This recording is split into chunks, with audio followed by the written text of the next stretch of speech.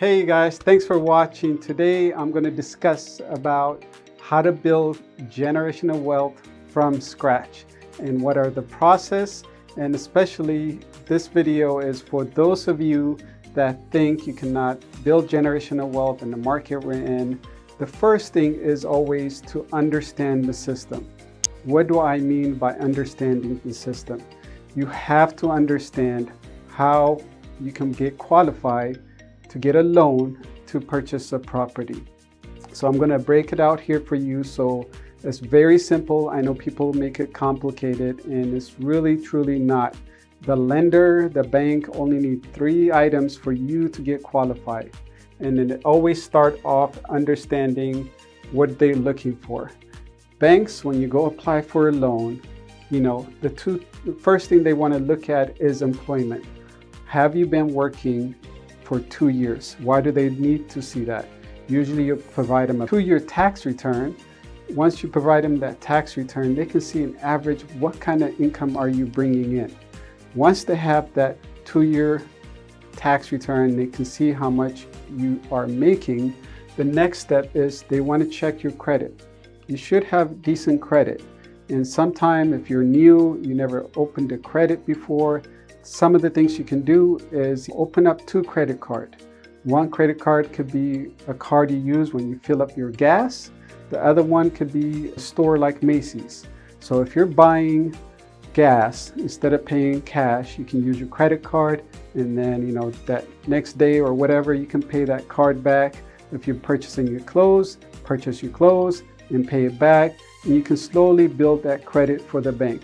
The bank wants to see how you can borrow money and pay it back. And one of the ways they can look at it is you're looking at your credit score. Does this person spend money and pay it back, or are they late for the payment? Do they know how to manage credit and debt? The way they look at it is through credit. So that's the second thing they're looking at, is your credit. The other item is how much down payment are these borrowers bringing? And you can start from 3% down to 5, 10, 15. And sometimes there's so many government programs that you can be at 0 down payment, that the loans will give you the down payment that you need to purchase the property. And if you don't have a down payment, some of the things you have to do is you just got to work extra hard. You have to pick up another job, drive an Uber, deliver food, just so you can gather up enough income to put down for a down payment, or ask your lender to see if there's other programs where you don't have to come up with cash. So if you want to refresh again, understanding the loan process. First thing is you have to work for 2 years at a job. The second item is you need a credit, good credit, decent credit. The way you do it is opening up a couple of credit cards and building your credit. The third item is down payment. As long as the bank can see these 3 items, you're good. They will let you borrow they're approved for, or what you are approved for. So sometimes it's not what you want to hear. You could be approved for $200,000. It could be $300,000 or $600,000. For me, this is the key to the whole process of generational wealth. If you can borrow money from the bank and use that money to purchase a property, and most importantly, get out of renting first, that is your first step of generational wealth.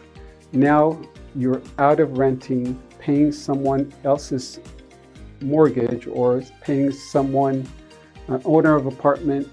Now you're going to start paying yourself and learn how to borrow money, learn how to own a house, also learn how the mortgage system works. Again, so now you're approved for a loan. Like I said, it depends. Whatever amount the bank say you can borrow, that's money that you have to purchase a property. When a property, like I said, it could be a condo, a townhouse, a rambler, a 2-story house. Whatever you could afford, now you can purchase a property, and you start looking to find the home. You will connect with your agent and kind of discuss what you could afford, what location, what style of house or condo. That gets you from approval of a loan to looking to purchase a property. And the key is that if you're qualified, let's say you're renting a 2-bedroom, 2-bath apartment, right? Now you're qualified for, let's just say, 300,000. And most people are like, oh man, we can't buy anything for 300,000. I always say, talk to your agent and discuss options of what kind of property are out there for 300, 400. Rather than paying rent for a 2-bedroom, 2-bath apartment, it's ideal that you get out of renting and purchase maybe a condo for 340, a 2-bedroom, 2-bath condo, because that's where the game start of generational wealth. You're out of renting, you own a property. Now when you pay monthly, you're going to pay interest and the principal of the property. So now with the apartment, you're paying 100% interest. But when you own a home, you're paying a principal and interest. Not only that, when you live in that place, the property will start appreciating. Yes, sometime it will go down in the market adjust, but in the long term, it's going to be appreciating.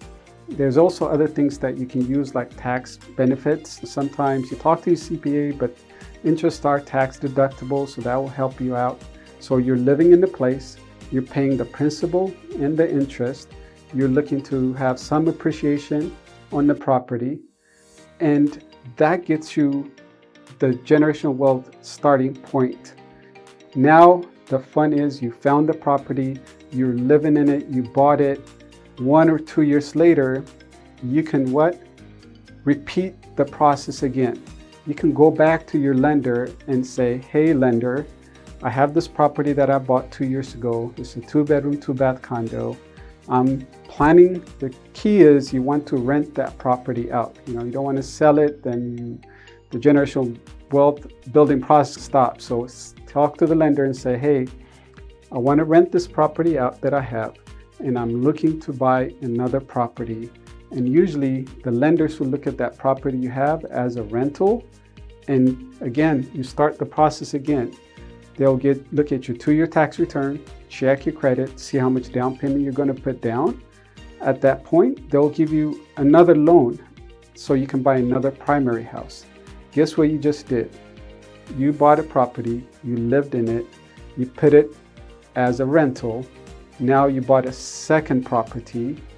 Before you know it, in 2 years, you have 2 properties. The one you're going to live in and the one you're going to be renting out. There's other process. Usually you want to talk to your lender and agent on how the renting and borrowing money works, but that's the gist of it for now. That you have a rental property and you have a second primary residence that you live in. Maybe you're a 2-bedroom, 2-bath before. Now you're able to buy a townhouse. It's a step up that you did. Maybe the family is growing where you need extra space. That's a hack, is you rented one out, you bought another one. Guess what? You can repeat the process again in a year or 2, and maybe your income is changing. You can go back to the lender and say the same thing. Hey lender, I want to rent this one out and I want to buy another one. They repeat the same thing to your tax return, debt to income ratio, or your credit scores, and how much down payment you're going to put, and they will repeat the process. Rent and repeat is what I call it. I've done that for me since I started in 2003. My first house I bought for $150 in an area that was at that time very cheap, not desirable area, but I still own that property. And 4 or 5 years later, I was able to buy another property, rent that one out, and just continue to have the amount of properties that I have for rental. So you don't want to sell it usually, those properties, unless you're trying to do something bigger or is worth selling that property. But you want to rent it, live in it for a little bit, and buy another one. So to sum it up on building generational wealth from scratch, the keys are: learn the process being the lending process, how you can borrow money and what the lender requires to let you borrow money. The second is purchasing the property that fits your approval loan amount, which doesn't matter as long as you're approved for something. The third is how to rent and repeat the process to build generational wealth. And before you know it, 4, 5, 6, 7, 8 years later, you might be owning 2, 3, 4 properties that can spark that generation of wealth, because now you own properties, even though you might have started with just a 2-bedroom, 2-bath condo. Thanks for watching this video again. Appreciate it. I'll see you on the next one.